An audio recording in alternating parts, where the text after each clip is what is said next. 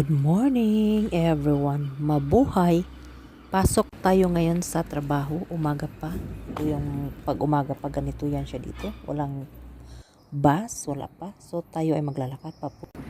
Pauwi na tayo ngayon. So maganda naman ang weather ngayon, sunny. Dito tayo sa kilid lang kay para may ano siya. Tawag nito. May hindi siya mainit ba? Sa ito siyang banda dito. So let's go na. Mamaya dadaan tayo ng grocery. Bibili tayo ng potato tsaka gulay. Ayan. So ganito ang ano dito. Ayan. Tatawid tayo ng kalsada. Walang sasakyan. Dito tayo tawid.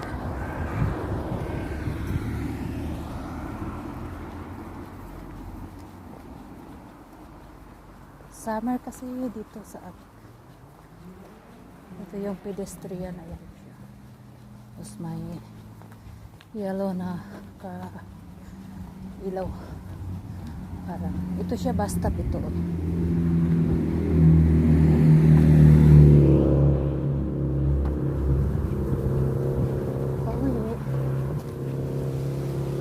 Half day lang naman yung trabaho ko. Ayun, everyday half day. Para lang meron income. Half day lang ang trabaho.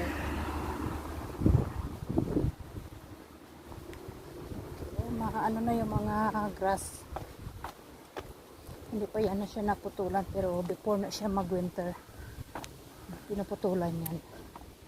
Kasi parang maging jungle na ba. O, ito yung kalsada, o. Ayan, o.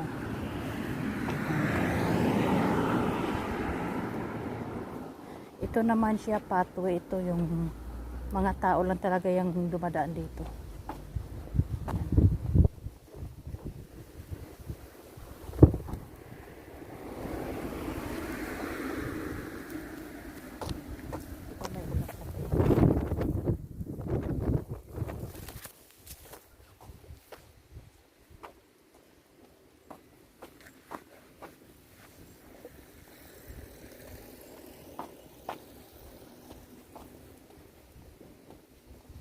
Ito yung buhay ko dito. Trabaho, bahay. Pag day off, yan, maglabas, punta city center. Pag meron akong kasama, gala-gala kunti, kain sa labas, magkape. Yun lang. Yan siya. Ganun din minsan pag winter. Kasi lang pag alam nyo, pag mga winter time na, malamig na kasi ayaw ko lumabas. Yan. Ay, hingal much. So, see you in a bit. Punta tayo ng grocery. Daling pa sa loob ng grocery. So, dito lang muna. Nandito na tayo ngayon sa city center nila. Dito na tayo sa city center. Pag Sunday, walang gaanong tao. Bukas, dami-dami na yung tao bukas. Lunes, working days. Pero may nagtatrabaho naman kasi pag weekend sa mga establishment. Pero karamihan kasi day off. Today is Sunday. Hindi ko day off today. Next week pa.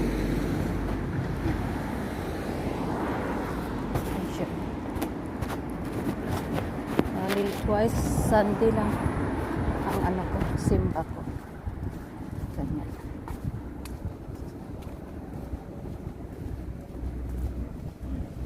Malapit na tayo sa grocery.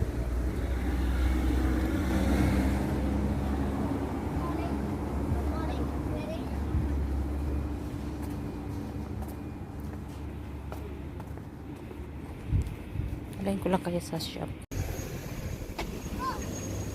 Yun ang bus. Ayan. Ito lang yung bilhin natin. Kunti lang. Tapos Dito na tayo sa loob ng shop. May mga ano yan, mga reduce. Ito siya, reduce.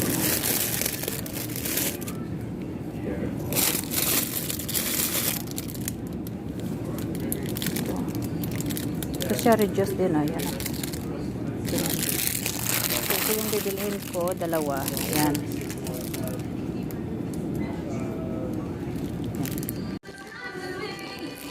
Hanap tayo ng gravy ngayon.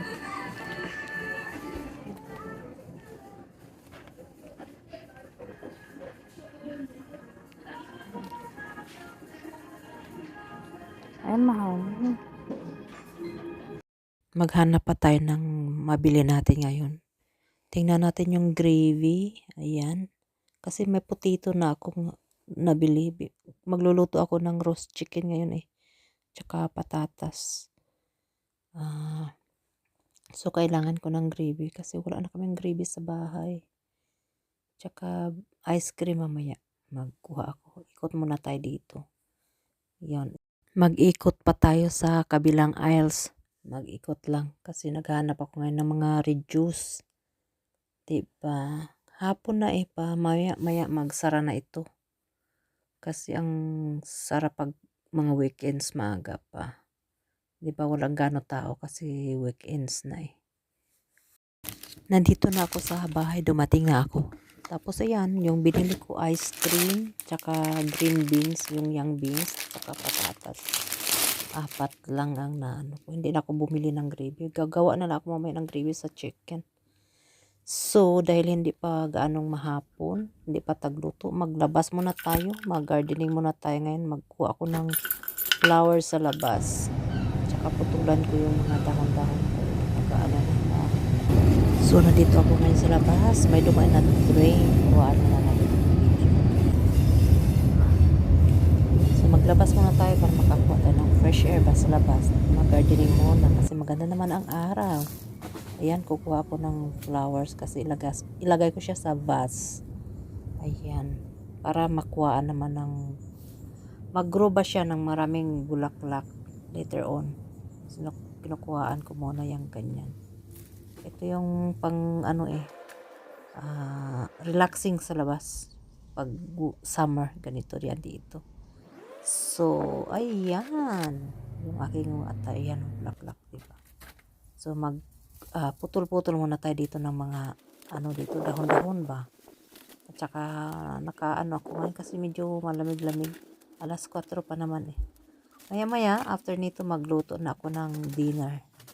Prepare lang. Kailangan tayo maging productive yung ating araw ba.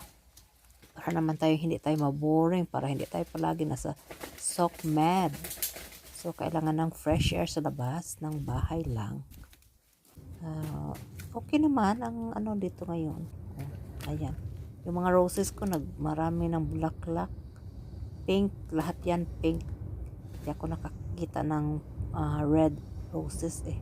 Kasi yung red roses ko hindi na namulak. Oy, ayan, wala na siyang bulak. Ito naman ang dilaw na nasa gilid. Tanim ko rin yan eh. Diba? Ito na. So, nandito na tayo sa loob ng bahay. Nakakuha na tayo ng ating flower. So, maglagay na tayo ng sa vase. So, para maglagay na natin. At hugasan ko muna kasi meron siya mga maliliit na mga insects. Sa bulaklak. Mag-ingat kayo sa pag-inhale ng mga flowers ha, kasi may mga maliliit na mga insect baka pasok sa ilong nyo ba. So ayan na yung ating flower, o diba? Ganun yan pag summer dito, may mga yan. Weekly ko yan nilalagay sa lamesa pag maalala ba. Kasi kabisi-bisihan na talaga yung ate nyo dito. Working mom ako kaya. Ngayon, magluto tayo ng eggplant na lagyan natin kamatis at saka meron akong leftover na minced pork na kunti lang kasi ayaw ni sir kakainin yan. So, ang sa kanya, nilutuan ko na siya ng omelette at saka french fries. Yun lang. So, maaga yan nilulutuan yan sa akin. Late na ito. Mga 6 o'clock na. Pero maliwanag pa sa labas ha. Kasi hindi naman ako kanina nagutom. Kumain ako ng melon na may gatas. So, ito yung luto ko. Sa akin lang yan ulam.